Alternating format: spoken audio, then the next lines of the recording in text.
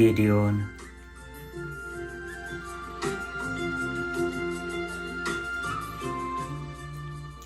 ወይዘሮ ሀረጓ በእድሜያቸው የገፉ ትልቅ አዛውንት ሴትዮ ናቸው። እድሜና እርጅና ተጫጭኖ ቢያጎብጣቸውም እንኳን ጠንካራ ሰው ናቸው። ስራቸው ልትፈርስ ከደረሰች የቤታቸው ደጃፍ ላይ ከሰል መነገድ ሲሆን ባለቤታቸው አቶ አርጋውም እድሜ ተጫናቸው በስራ ጥልቅ ያሉ የሙዝ ነጋዴ ናቸው። በደካማ አቅማቸው ሙዝ በጋሪ እያዘሩ ሲሸጡ ይውላሉ። ሁለቱም ደስተኞችና እግዚአብሔር አምላካቸውን የሚያከብሩ ቅን ሰዎች ናቸው። አንድ ልጅ አላቸው፣ ጌዲዮን ይባላል። ጌዲዮን ላየው ሰው ችግር ቀምሶ የሚያውቅ አይመስልም። እናትና አባቱ አንድም ነገር አጉድለውበት አያውቁም። ጾማቸውን እያደሩ ከሰልና ሙዝ እየነገዱ በአቅማቸው ጥሩ የተባለ ትምህርት ቤት አስተምረውታል። ጌዲዮን ከቤት ውጭ ያለው ባህሪ ትንሽ አስቸጋሪ ቢሆንም እንኳን በትምህርቱ ግን ቀልድ አያውቅም። እናትና አባቴን መጦር አለብኝ ብሎ ስለሚያምን ከክላስ ሁሌም በደረጃ አንደኛ ነው የሚወጣው። ውጤቱ ዝቅ ካለ የመታመም ያህል ነው የሚደርሰው። ወላጆቹም ይህን ስለሚያውቁ ምንም ነገር እንዲጎድልበት አይፈልጉም። ትምህርቱ ላይ ብቻ እንዲያተኩር እንጂ ስራም እንዲረዳቸው አይፈቅዱለትም። አንተ ብቻ በርታ፣ ትምህርትህን ተማር፣ እኛን ተመርቀ ስራ ስትይዝ ትጦረናለህ ይሉታል። አንድ ቀን ጠዋት አባትየው እንደተለመደው ሙዛቸውን በጋሪ ላይ ጭነው እየገፉ ወደ አደባባይ ወጡ። የጠዋቷ ፀሐይ ፍንትው ብላለች። ግርግሩ በዝቷል። አንዷን ጥጋቸውን ይዘው ሙዛቸውን ለመሸጥ ቁጭ አሉ። ሰዓቱ 1 2 እያለ ነጎደ።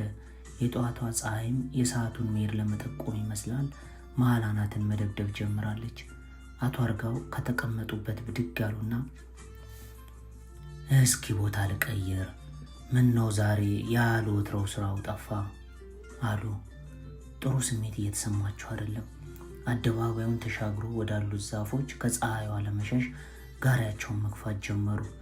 ሳያስቡት በድንገት አዞራቸውና ዝልፍልፍ ብለው መሬት ላይ ድፍት አሉ።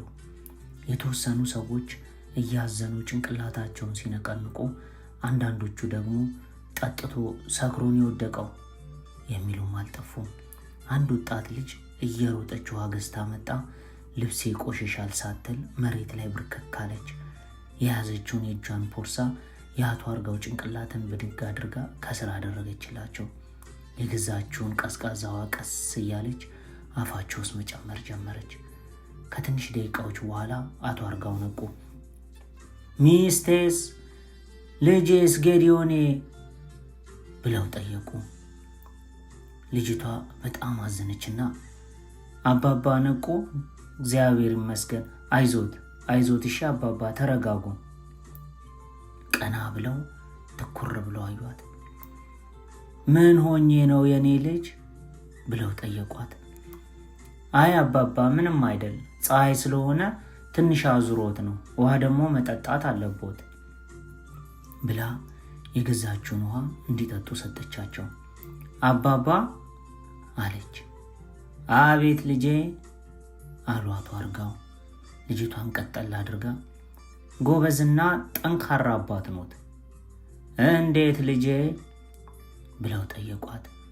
በዚህ እድሜዎት ለሚወዷቸው ባለቤቶና ለልጆት እየከፈሉት ያሉት መስዋዕት ደስ ይላል። አዎ ልጄ፣ ሚስቴ ደግሞ ከእኔ በላይ ጠንካራ የከሰል ነጋዴ ነች። አንድ ልጅ አለን። እንዴት የተባረከ ልጅ መሰለሽ! በትምህርቱም በጣም ጎበዝ ነው። የነገ ተስፋዬ እሱ ነው ልጄ። ድሮ ይህን ባቅ ስሙን ተስፋዬ ብዬ ነበረ የምጠራው ብለው ፈገግ አሉ። ልጅቷም እግዚአብሔር አምላክ ያበርታዎት አባባ ብላ ከተኙበት አንስታ ከፖርሷ ውስጥ የታሰረ ብር አውጥታ ሰጠቻቸው። አቶ አርጋው አመዳቸው ቡና አለ። እንደዚህ አይነት ብር በእድሜ ልካቸው አይተውም ነክተውም አያውቁም። በፍጹም ይህን አልቀበልም፣ በፍጹም ምን ነካሽ ልጄ አሏት። ልጅቷም አባባ ችግር የለውም የያዙት አለች። ይህን 2 ስር ሙሉ ብር ምን ነው ልጄ ምን ነው? ይሁና ካልሽ ብለው እቅፍ አድርገው ስመው መርቀዋት ተለያዩ። የዛን ቀን አመሻሽ ላይ የሆነውን ነገር ሁሉ ለሚስታቸው ነገሯቸው። እሳቸውም እግዚአብሔር አምላክ መልአኩን ልኮ እንዳተረፋቸውና ገንዘቡንም እንደረዳቸው አወቁ። ማታ ጌዲዮን ከትምህርት ቤት ሲመጣ ክፍት ብሎታል። አባቱ ይህን አይተው ምነው ልጄ፣ ምነው ጌዲዮኔ ከፋ፣ እኔን ክፍት ይበለኝ እኔ ልጅ ምነው ብለው ጠየቁት። ጌዲዮንም አባዬ ትምህርቴን ለመጨረስ የመመረቂያ ጽሑፌንም ለማዘጋጀት ወደ ሆላንድ ደርሼ መምጣት አለብኝ። ለሱ ደግሞ ወደ 70,000 የኢትዮጵያ ብር ያስፈልጋል። አባቱም እንደማሰባሉና እኔ አባትህ እያለሁ ይከፈላላ? ይከፈላል የኔ ልጅ። ጌዲዮን ደነገጠ። እንዴ አባዬ እንዴት ማለት የኬት ታመጣለህ? አቶ አርጋው አንተ መልካምና አገርህን ጠቃሚ እግዚአብሔርን ፈሪ ሁን እንጂ የኔ ልጅ፣ እኔ አባትህ ጉድጓድም ገብቼ ቢሆን አመጣዋለሁ አሉ። ጌዲዮን አይኖቹ በእንባ ሞሉ። አባቱ አንገት ላይ ሄዶ ጥምጥም አለ።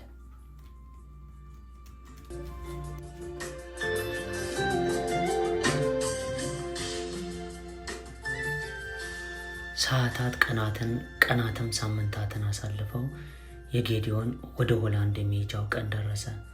ዛሬ በራሪ ነው። ኤርፖርት ላይ አባትና እናቱን አቅፎ ሳማቸው። እማ ከ2 ዓመት በኋላ እመጣለሁ፣ አንቺንም አባዬንም አሳርፋችኋለሁ። የእናቱ ወር ተንሰፈሰፈ። ጌዲዮንም እንዴም አየ እንዳታለቅሺ፣ ለሚመለሱ አይለቀስም፣ ጥሩ አይደለም። ደግሞ መሄድ ስላለብኝ እንጂ እናንተን ትቼ እኔም እንደማይሆንልኝ ታውቃላችሁ ብሎ ላለማልቀስ እንባው እንዳይወርድ እየታገለ በረጅሙ ተነፈሰ። አባቱም እሺ ልጄ በርታ፣ ስትመጣ በደንብ ደግሼ ነው ማስመርቀህ። እናም ደግሞ እንደምታየው እኔም እናትም እያረጀን ስለሆነ ሳንሞት አግብተህ አይናችንን በአይናችን እንድታሳየን እንፈልጋለን አሉት። ጌዲዮንም እሺ አባዬ እሺ ብሎ እግራቸው ላይ ወድቆ ጉልበታቸውን ስሞ ተለያዩ። ሆላንድ ሀገር ውስጥ ባለው ዕውቀትና በሚያመጣው ውጤት ብዙ ፕሮፌሰሮች ይገረሙበታል። አንድ የክፍል ጓደኛው ዋው አንተ የሚገርም ጭንቅላት ነው ያለ አለው። ጌዲዮንም የማየና የአባዬ ድካም ውጤት ነው አለ መለስ አድርጎ። በዚህ ሁኔታ ዓመት ከ6 ወር አለፈ። ጌዲዮን ቡና ስለሚወድ አልፎ አልፎ የሆነች ቡና ቤት ጎራ ይላል። እንደ ወትሮ አንድ ቀን በረፍት ጊዜው እዛች የለመዳት ቡና ቤት ቡና ለመጠጣት ጎራ አለ። አንድ ወጣት ልጅ የቤቱ ጥግ ካለው ወንበር ላይ ተቀምጣ ቡና ትጠጣለች። በጌታ እንዴት ታምራለች አለ ጌዲዮን። ጊዜ ሳያጠፋ ብድግ ብሎ ደርሷ ተጠግቶ ሰው አለው ብሎ ጠየቃት። ከጎኑ ያለውን ወንበር ለመቀመጥ እየሳበ መልሴን ሳትሰማ ወንበሩን እየሳብክ ሰው አለው ይባላል? ለማንኛውም የለውም አለችው። መቀመጥ ይቻላል ብሎ ጠየቃት። ተቀመጥ። ጌዲዮን እባላለሁ ብሏት ተቀመጠ። ሰላም እባላለሁ አለች ለስለስ ባለ ድምፅ። ጌዲዮን በባህሪው ብዙ ያወራል፣ አልፋ አልፋ ትመልስለታለች። እሱ በጣም ጨዋታ ስለሚችል አንዳንዴ በመሃል ፈገግ ትላለች። በዚህ ሁኔታ ጌዲዮን ትምህርቱን በአግባቡ እየተከታተለ እረፍት ጊዜውን ግን እዚህ ቡና ቤት መምጣቱን ተያዘው። አንድ ቀን ቡና እየጠጡ ድንገት ሳታስበው በጣም ቆንጆና ስርዓት ያለሽ ልጅ ነሽ አላት። እሷን መለስ አድርጋ አንተም ጥሩ ጸባይ አለ አለችው። አዲስ አበባ የት ነው የምትኖሪው ብሎ ጠየቃት። ሆላንድ ውስጥ እንደምትኖርና ቤተሰብ ለመጠየቅ አልፋ አልፋ ወደ ኢትዮጵያ ተመልሳ እንደምትሄድ፣ አሁን ግን ለመሄድ እቅዱ እንደሌላት፣ ከሄደችም ምናልባት ከ2 ዓመት በኋላ እንደሆነ ነገረችው። ጌዲዮንም አዲስ አበባ ቤላ ማዞሪያ አካባቢ እንደሚኖር ነገራት። እዚህ ነው የምትኖሪው አለ ቀጥል አድርጎ። አዎ አለች። በጣም አዘነ። ፊቱን አየችና ምን ነው ደበረ? ትናፍቅኛለሽ እንዳትለኝ ብቻ። አዎ ምን ነው አልናፍቅሽም እንዴ አላት። አረ ትናፍቀኛለህ፣ ተጫዋች ነህ፣ ድፍረት ስላለህ ነው እንጂ ብዙም ሰው ማውራት አልወድም አለችው። በዚህ ሁኔታ በጣም መቀራረብ ጀመሩ። አንድ ቀን ለምን የፊታችን ቅዳሜ ራት አልጋብዝሽም ብሎ ጠየቃት። ጥቂት እንደማሰብ ብላ በሀሳቡ ተስማማች። በቃ ማታ 12 ሰዓት ላይ ሂልቶን ሆቴል እንገናኝ ብሏት ትንሽ ተጨዋውተው ተለያዩ። የዕለት ዕለት ጌዲዮን 1 ሰዓት ያህል ቀድሞ ነበረ ቀጠሮ ቦታው ላይ የተገኘው። አሁን ሰዓቱ 12 ተኩል ይላል። 30 ደቂቃ ያህል ከጠበቃት በኋላ እንደማትመጣ ስላወቀ ከመቀመጫው ብድግ ብሎ ለመውጣት ሲያስብ አንድ ታክሲ የሆቴሉ በር ላይ ሲቆም ከውስጥ ሆኖ ተመለከተ። ቆንጅዬ ልጅ ከመኪናው ውስጥ ወረደች። እሷ እንደሆነች ወዲያውኑ ነው ያወቀው። ዋው እንዴት ታምራለች በጌታ አለ ጌዲዮን። አይኑ እሷ ላይ ትክል ብሎ ቀረ። ሰላም ለሹፌሩ ገንዘቡን ከፈለችውና ወደ ውስጥ ገባች። ወደ በሩ ጠጋ ብሎ እጇን ይዞ አስገባት እና ወንበር ስቦ አስቀመጣት። በጣም አምሮብሻል። አመሰግናለሁ፣ አንተም አምሮብሃል አለችው። ራት በልተው እንደጨረሱ ጌዲዮን አስተናጋጁን ጠርቶ ወይን አምጣልን አለው። እሺ ብሎ ወይኑን ሊያመጣላቸው ሄደ። እንዴ እኔ እኮ አልጠጣም አለችው። ጌዲዮንም እኔ ስመጠጣ መስላለሁ እንዴ? አሬ እንደሱ ለማለት ፈልጌ አይደለም አለች ሰላም። አንድ ሙሉ ወይን ከ2 ብርጭቆ ጋር አምጥቶ ጠረጴዛ ላይ ያደረገላቸው። ጌዲዮን ብርጭቆቹን አነሳና ባይሆን አንዳንድ እንጠጣ አለ። እሺ ለኔ በጣም ትንሽ ቀዳልኝ አለችው። እሺ አለና ግማሽ ያልሞላ ብርጭቆ ቀርቶ ሰጣት። ለራሱን ቀዳ። ሲጫወቱ ሳያስቡት ሰዓቱ ሄደ። በቃ እንሂድ መሽቷል አለችው። መንገዱ በጨለማ አስቸጋሪ ስለነበረና ታክሲም ብዙ ስላልሆነ እንዴ ከዚህ በኋላ ወዴት ነው የምንሄደው? ባይሆን ለየብቻ ክፍል ይዘን ጠዋት እንሄዳለን አላት። በጣም ስለመሸና ለየብቻ ክፍል ይዘን እንደር ያላትም ሐሳብ ጥሩ ስለመሰላት በሐሳቡ ተስማማች። ጌዲዮን ወደ ሪሴፕሽኑ ጠጋ ብሎ 2 ሩም ፈልጌ ነበር አለ። ሪሴፕሽኑ እሺ ብሎ ገንዘብ ተቀብሎ 2 ቁልፍ ሰጠው። ክፍሎቹ ጎን ለጎን ናቸው። ሰላም በቃ እንግባ አይደል? አንቺም ደክሞሻል አረፍ በይ አለ ጌዲዮን። አዎ እንሂድ ብላ አብረው ወደ ሩማቸው ሄዱ። የክፍሏን ቁልፍ ሰጣትና ጌዲዮን የራሱን ክፍል መክፈት ጀመረ። ሰላም 2 እርምጃ እንደሄደች ጭንቅላቷን ይዛ ከመሬት ላይ ዝርራለች። ሮጦ ሄዶ ሰላም ሰላም፣ ድምፅ የለም። አቅፎ ወደ ሩሙ አስገብቶ አልጋዋ ላይ ያረጋት። ፎጣ በቀዝቃዛዋ ነክሯ መጣና ግንባሯ ላይ ያረገላት። ብርድ ልብስ አልብሷት ከጨረሰ በኋላ ሊሄዳልና በጣም ጨነቀው። ሲያያት በጣም አሳዘነችው። ይቅርታ እሺ ሰላም አለ ድምፁን አውጥቶ። እሷ ግን እንኳን ልትሰማው አይኖቿ ተከርትነው አንቀላፍታለች። ጌዲዮንም እንደዚህ ሆና እንዴት ትቻት ሄዳለሁ ብሎ መሬት ላይ አንጥፎ ጋደም እንዳለ በዛው እንቅልፍ ይዞ ጭልጥ አለ። እኩለ ሌሊት አካባቢ ሰላም ከእንቅልፏ ስትነቃ ትንሽ ግራ ገባት። ዞር ዞር ብላ ክፍሉን በአይኖቿ ማተረች። ወደ መሬት ጎንበስ ስትል ጌዲዮን መሬት ላይ ተኝቶ ሲያንኮራፋ አየችው። በጣም አዘነችለት። ተነስታ ባዙሩም ደርሳ ስትመለስ ቀስቀሳ በል ተነስና አልጋ ላይ ውጣ፣ እኔ መሬት ተኛለሁ አለችው። አይ እኔ እዚህ ተመችቶኛል አላት። ተነስ ቅዝቃዜው ያማል ብላ አልጋ ላይ ተነስቶ እንዲተኛ አረገችው። ምን እንደሆነ ሳታውቀው እሷም አብራው ተኛች።